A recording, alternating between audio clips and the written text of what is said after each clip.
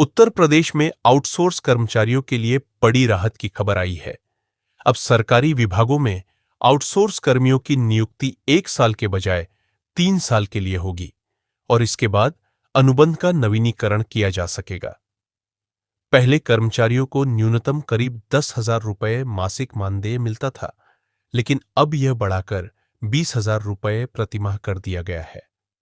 मुख्यमंत्री योगी आदित्यनाथ की अध्यक्षता में हुई कैबिनेट बैठक में उत्तर प्रदेश आउटसोर्स सेवा निगम के गठन को मंजूरी दी गई।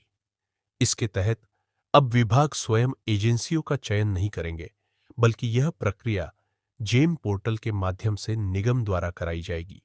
इससे पूरी प्रणाली में पारदर्शिता आएगी और अनियमितताओं पर अंकुश लगेगा। नई व्यवस्था में कर्मचारियों को केवल मानदेय ही नहीं, बल्कि भविष्य निधि और कर्मचारी राज्य बीमा जैसी सुविधाएं भी मिलेंगी। महिलाओं को मातृत्व अवकाश का अधिकार मिलेगा और आरक्षण का लाभ अनुसूचित जाति, जनजाति, अन्य पिछड़ा वर्ग, आर्थिक रूप से कमजोर वर्ग, दिव्यांगजन और भूतपूर्व सैनिकों को नियमानुसार प्रदान किया जाएगा।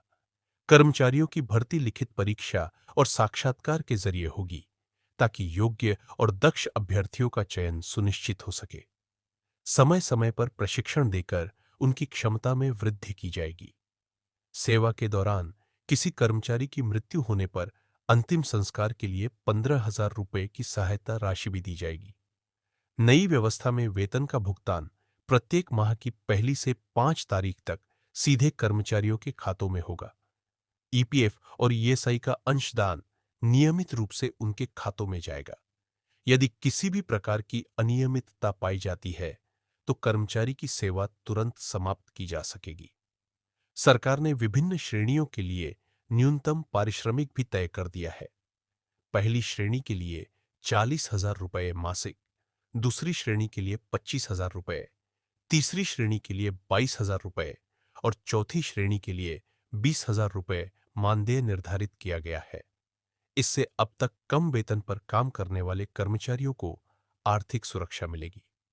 निगम को नॉन प्रॉफिट संस्था के रूप में कंपनीज एक्ट 2013 के सेक्शन 8 के तहत पब्लिक लिमिटेड कंपनी के रूप में गठित किया गया है। इसमें बोर्ड ऑफ डायरेक्टर और सलाहकार समिति होगी। इसके साथ ही शासन से लेकर स्थानीय स्तर तक मॉनिटरिंग कमेटियां बनाई जाएंगी।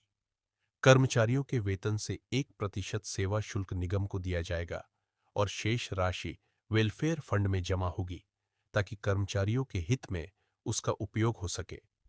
सरकार ने यह भी स्पष्ट कर दिया है कि यह व्यवस्था नियमित पदों के स्थान पर लागू नहीं होगी।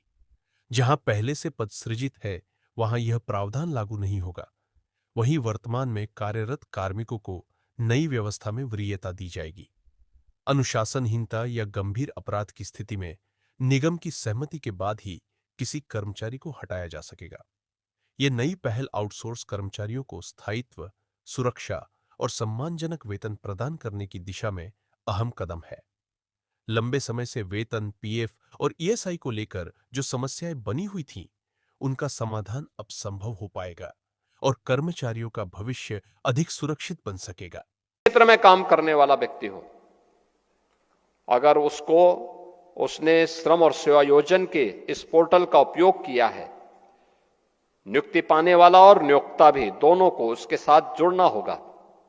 और ये सुनिश्चित किया गया है कि कोई भी नियोक्ता इस चीज को सुनिश्चित करेगा कि वह उस कार्मिक को पूरा वेतन उपलब्ध करवाएगा। उसके जो भी चार्जेज होंगे वह गवर्नमेंट उसको अतिरिक्त उसको देगी, लेकिन किसी भी कर्मचारी का या किसी भी कार्मिक के वेतन में कोई कटौती नहीं करेगा। और यह व्यवस्था हम उसके माध्यम से सुनिश्चित करने जा रहे हैं, एक बेहतरीन व्यवस्था जिससे किसी भी युवा का शोषण न होने पाए। और यह व्यवस्था हमारे कॉर्पोरेशन के माध्यम से, जो श्रम और सेवा योजन विभाग के माध्यम से बहुत जल्दी इसको हम आगे बढ़ाने जा रहे हैं। इसके माध्यम से हर व्यक्ति को रोजगार की गारंटी भी होगी, नौकरी की गारंटी भी होगी और उसको आगे बढ़ने का भी एक प्लेटफॉर्म मिलेगा।